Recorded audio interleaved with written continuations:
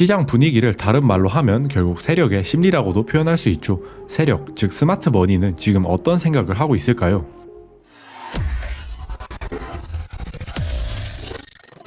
반갑습니다. 기술적 분석 랭킹 1위 노무스입니다. 오늘도 비트코인 차트를 볼 건데요. 그 전에 지난 영상 복귀 빠르게 먼저 하고 오겠습니다. 지난번 영상 공지 시점은 정확히 이때였죠. 영상을 요약하자면 한파동 더 빠진 다음 반등이 있을 것 같다 라고 했었습니다. 저번 영상 빠르게 다시 보고 오겠습니다. 따라서 비트코인이 여기에서 바로 반등하거나 전저점인 65K를 한 번 더 살짝 깨준 다음에 반등하는 차트를 예상하고 있습니다. 영상이 올라간 이후 예상대로 한파동 더 빠진 후에 소폭 반등이 있었습니다. 방향성과 타점에 대해서는 적중했죠. 하지만 중장기 시나리오에 대해서 혼란을 겪고 있는 분들이 많으실 것 같은데요. 오늘은 단기 방향성 뿐만 아니라 중장기적으로 비트가 어떻게 흘러갈 것인지 알아보도록 하겠습니다. 오늘도 논리적이고 명쾌하게 준비했으니 아직 구독 안 하신 분들은 구독 한 번씩 부탁드립니다. 그럼 다들 구독해 주셨다고 믿고 대한민국 최고의 코인 트레이더의 관점 지금 바로 시작하겠습니다. 오늘도 결론 먼저 말씀드리겠습니다. 저는 단기 반등이 기술적으로 나올 수 있지만 결국은 하락할 것이다 라고 보고 있습니다. 그리고 반등에 대한 근거와 하락에 대한 근거를 각각 설명드릴 건데요. 차트 바로 보도록 하겠습니다. 최근 비트의 무빙이 어지러운 만큼 기본부터 다지자는 생각으로 초심으로 돌아가 보았는데요. 모든 보조지표와 드로잉을 지운 채 깔끔하게 설정해놓고 차트를 보았습니다. 그랬더니 가장 먼저 보이는 것이 바로 이렇게 수렴하는 모양이었는데요. 하방으로 캔들들이 수렴하고 있죠. 이러한 수렴 패턴이 끝난 후에는 한쪽으로 추세가 터지게 되는데요. 하방 쐐기형 수렴의 경우 보통 상방으로 추세가 터질 확률이 높은 패턴이죠. 따라서 단기 반등의 첫 번째 근거가 되겠습니다.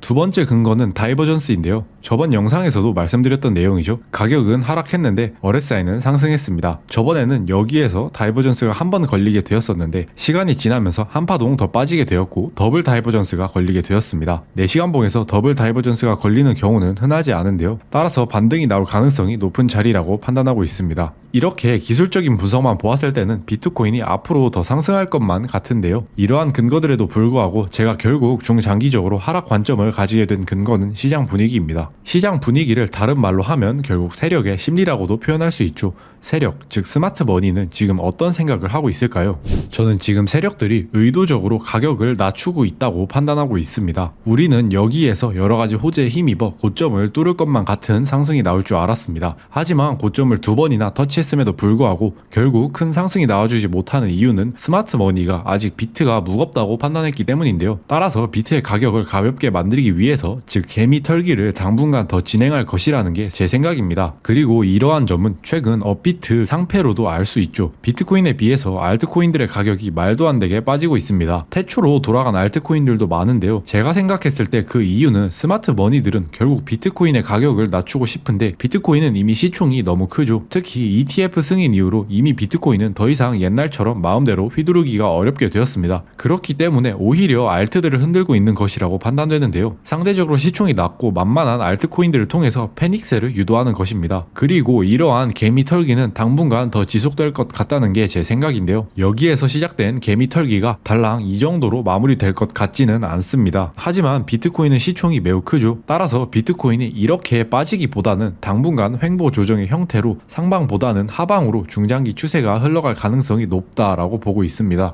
자, 두 번째 근거입니다. 제 구독자분들은 이제 완벽히 숙지하셨을 지표가 있죠. 바로 4시간봉 EMA 200선인데요. 오랫동안 상승 추세에 있던 이 지표가 드디어 하락 추세로 전환되었습니다. 처음 보시는 분들을 위해 EMA 200선에 대해서 간단히 설명드리자면 EMA 200선은 지수 이동 평균선으로서 장기 추세를 판단할 때 주로 사용되는 지표입니다. 신뢰도를 위해서 과거 차트와 함께 백테스팅 해보겠습니다. 상승 추세로 접어들고 상당히 오랫동안 상승 추세가 유지되었죠. 그리고 이후 하락 추세로 접어든 이후 약 한 달 정도 하락 추세가 유지되었죠. 그 다음 또 상승 추세로 전환된 이후 약 한 달 정도 유지되었죠. 그리고 다시 한 달 만에 하락 추세로 전환되었습니다. 이를 통해 과거에 미루어 보았을 때 당분간은 하락 추세가 지속될 것이라고 예측해 볼 수 있습니다.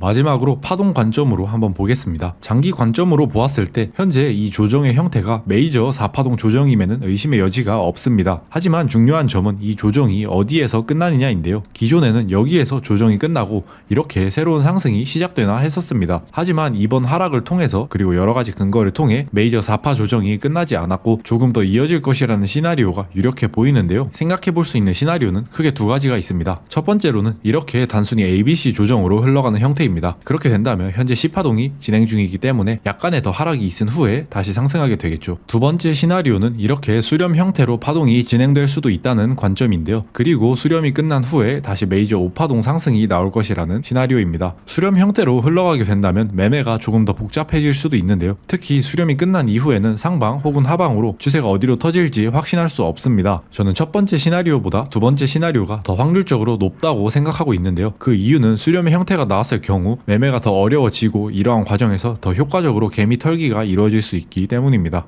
오늘 영상 한 줄로 요약하겠습니다. 기술적인 반등이 나올 수 있으나 중장기 조정이 이어질 것이다. 이상입니다. 그리고 한 가지 공지사항이 있는데요. 텔레그램 개설을 약속드렸었죠. 현재 텔레그램 방을 거의 준비가 완료 중인 상태에 있습니다. 그리고 그 시점은 구독자분들이 3,000명이 되는 시점으로 생각하고 있는데요. 그렇기 때문에 많은 관심 부탁드리겠습니다. 도움이 되셨다면 구독과 좋아요 꼭 한 번씩 부탁드리겠습니다. 오늘도 영상 시청해주셔서 감사드립니다.